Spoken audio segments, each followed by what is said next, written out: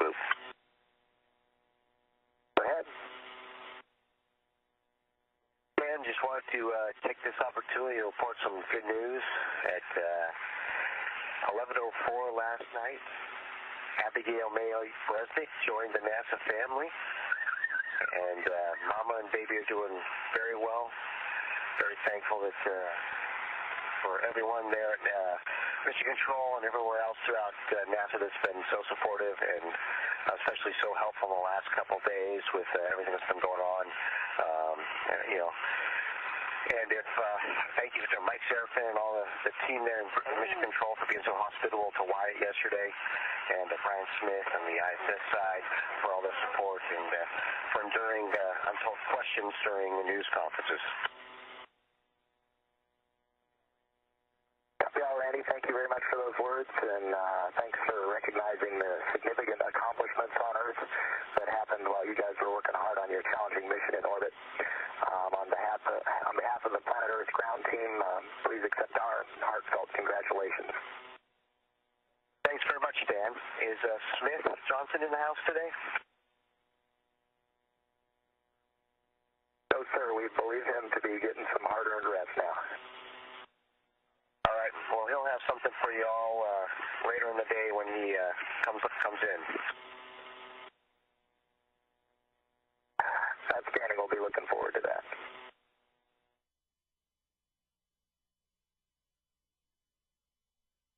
This is Mission Control. Once again, that was a replay of Randy Bresnik's conversation with Stan Love, the Capcom, here in the shuttle room shortly after 5 a.m. Central Time this morning. He was announcing to the team here in Houston and to the world that his brand new baby girl arrived last night at 11:04 p.m. Central Time. Her name is Abigail Mae, and it is spelled Abigail Mae. So good news for Randy as he wraps up his very first spacewalk ever and has a brand new baby girl all on the same day. Before this flight, we sat down with Randy and his wife Rebecca and talked about the upcoming flight and also the expectation that his new daughter was probably going to arrive while he was in orbit. So we'll play back that conversation for you now.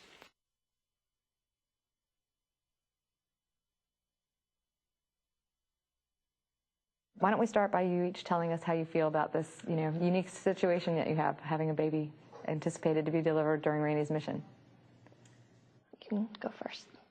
I think, like most parents, I would, prefer to be there at the birth for sure. But, we don't pick this timing, and so it's, be a little bit disappointed not to see her, in person right when she enters the world. But fortunately, through the wonders of modern technical advancements and our amazing communication systems on the ISS and the space shuttle, hopefully I'll be able to hear and see the pictures and be able to talk to her maybe on the IP phone and see some video hopefully shortly thereafter, and be home only a few days afterwards.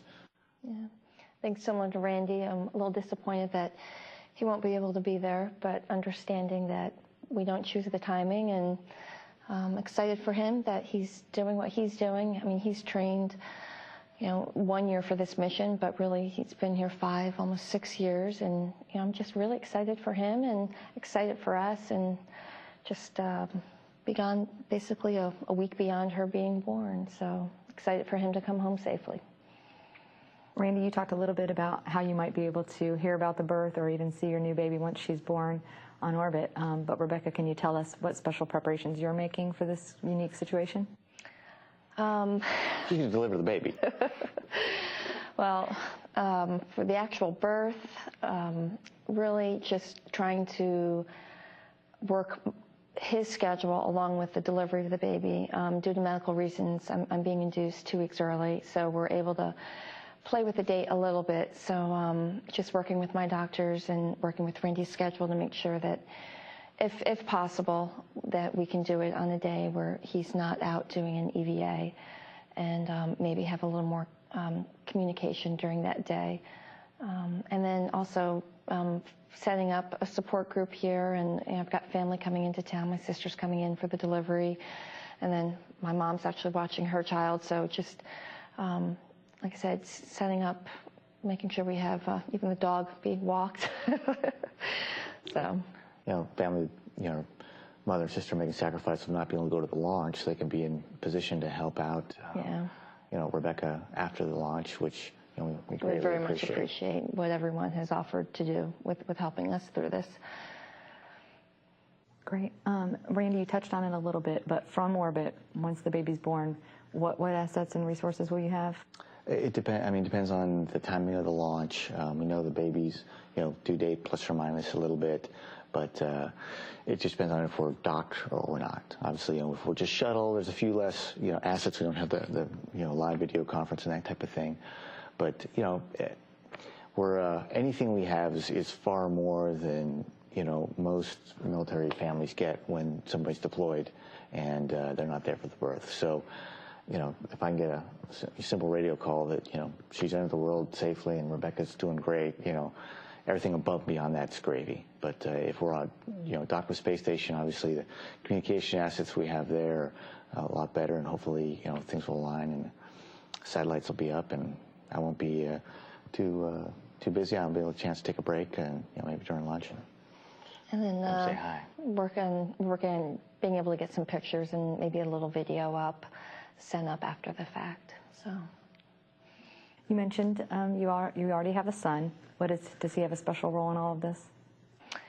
Well, he thinks he's naming the baby Nemo, but or Stormy, our dog. Yes, but no, he's just ready to be big brother. He's excited about the baby. He's always asking, "When's the baby going to come out and play?" And goes up to her belly button and says, "Baby, come out." Yeah. I say that too sometimes. I bet. And the amazing thing about him is that, you know, a year ago today, we hadn't even met him yet. And it's actually tomorrow's the anniversary of the first day we met him. We, you know, within 48 hours of being assigned to my, you know, STS-129, we got the call saying that we had a date to go to Ukraine for our adoption. And so we were over there 40 days last fall, adopting him, came back mid-December. And so, you know, we've got this wonderfully, you know, happy and healthy, you know, little 3.5-year-old boy whose life, you know, has changed completely. You know, he's gone from, you know, being in an orphanage on the other side of the planet to being in the space shuttle simulator here, flying with his dad, you know, a couple weeks ago. Pretty and so amazing. it's just. I remember after we, must have been about a month or two after we got him, and we were home with him, and we had friends come over with a little baby. He goes, "Oh, baby, I want baby, I want baby." I'm like, "I'm sorry, I can't help you out there." And then 3 months after getting home with him, we're giving him what he wants. So we're fortunate to witness the miracle of adoption as well as the miracle of childbirth, and all in 1 year. We're just amazingly blessed. I assume you, Rebecca, and the baby will not travel to the landing. When do you anticipate Randy will be able to see the baby for the first time? No, I probably won't go to the landing. He keeps on telling me, "No, don't try to come to the landing." Yeah, we haven't had such good luck at landing at KSC. I'd hate for them to make that trip, have us land somewhere else. But probably be maybe the day after you land. As soon as possible. Yeah. As soon as possible. Yep. I will look forward to that landing and Scorch, make it nice and safe. You know, probably more than anybody has in the history of the space shuttle program. Great. Well, that's the last question I had. Anything else you want to add? Or that we didn't cover that you would like? No, just I think we're very appreciative of NASA and all the people here that have been so supportive and that have just really offered up help, and, you know, everything from helping us out with our son to, you know, with coordinating things while Randy's up there, and getting me to the launch and helping out with me at the launch, and we're just very appreciative of all that NASA has done for us too, and all the people here. And, you know, with her being the hardworking NASA employee that she is, you know, still working, you know, this week, you know, her last day's going to be Friday, and I go into quarantine on Monday. So everybody that's been here at JSC that's been helping her out along during the pregnancy, and, you know, helping her while she's been pregnant and sick of a bunch. And so we appreciate that too.